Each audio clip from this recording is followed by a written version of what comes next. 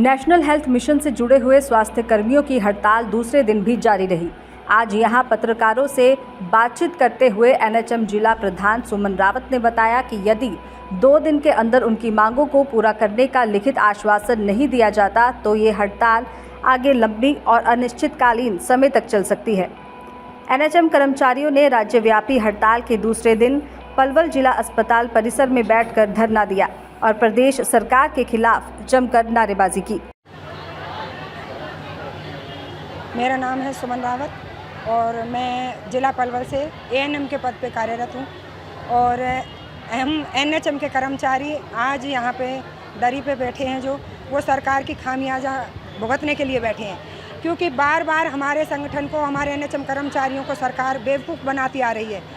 हमने इतने जोर शोर से अपने मांगे रखी थी, लेकिन एमडी के साथ भी, एसीएस के साथ भी जितनी बार हमारी बातें होती हैं उतनी बार हमें मीठी गोली देके वहाँ से बैकआउट कर दिया जाता है। लेकिन बार बार कर्मचारी कब तक ये सारी चीज़ें सहन करेंगे। 98 से हमारे कर्मचारी एनएचएम में कार्यरत हैं, लेकिन इतना देखने के बाद भी हमारे कर्मचारियों को कुछ भी सरकार दे के राज़ी नहीं है। एक जीरो फिगर में हमें लाके खड़ा कर दिया है। एक दिहाड़ी मजदूर है, वो भी हमसे ज़्यादा सैलरी ले रहा है। दिहाड़ी मजदूर कहने में शर्म आती है हमें, क्योंकि हम दिहाड़ी मजदूर से भी गए हुए हैं। नौकरी पक्की, लेवल पक्का, कर्मचारी कच्चे। सरकार की नीति ये है कि कर्मचारी हमें कच्चे लेने हैं, लेकिन काम उनसे पक्कों के बराबर कर लेना है। कल भी हमारी एमडी के साथ में मीटिंग हुई थी, काफ़ी लंबे अरसे तक वो मीटिंग चली।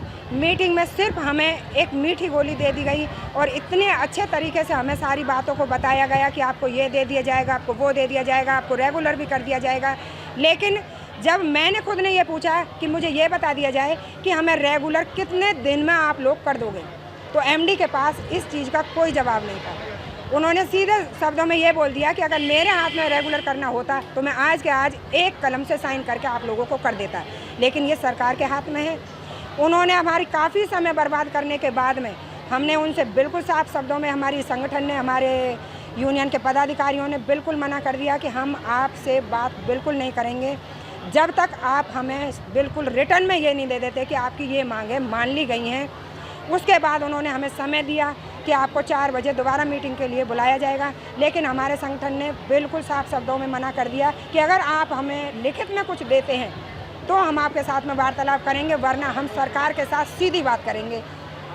हमारे एनएचएम कर्मचारी आज भी स्ट्राइक पे हैं। 4 दिन का हमने स्ट्राइक का बोला था, लेकिन अगर सरकार हमारी बातों को नहीं मानती है तो ये लंबी चलेगी। अनिश्चितकालीन स्ट्राइक एनएचएम कर्मचारियों की चलेगी।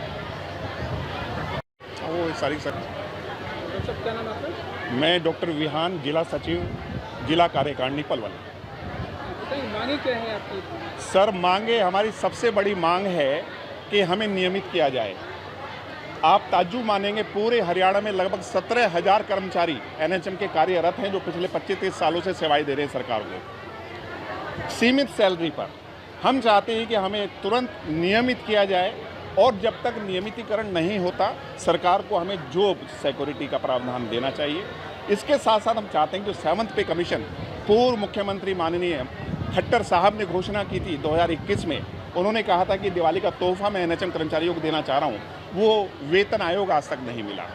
इसके साथ साथ हमारी सीएल, एएल, सीसीएल जो परमानेंट कर्मचारियों को दी जाती है, उसी तर्ज पर एनएचएम कर्मचारियों को भी दी जाए, और भी फाइनेंशियल बेनिफिट्स जो परमानेंट कर्मचारी लेते हैं उनका फ़ायदा एनएचएम कर्मचारियों को दिया जाए। हरियाणा प्रदेश में 17,000 में से डॉक्टर कितने हैं?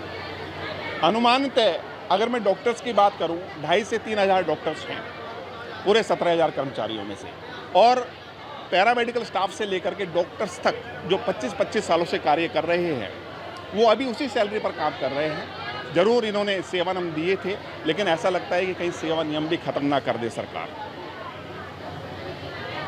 दैनिक सवेरा के लिए पलवल से गुरुदत्त गर्ग की रिपोर्ट।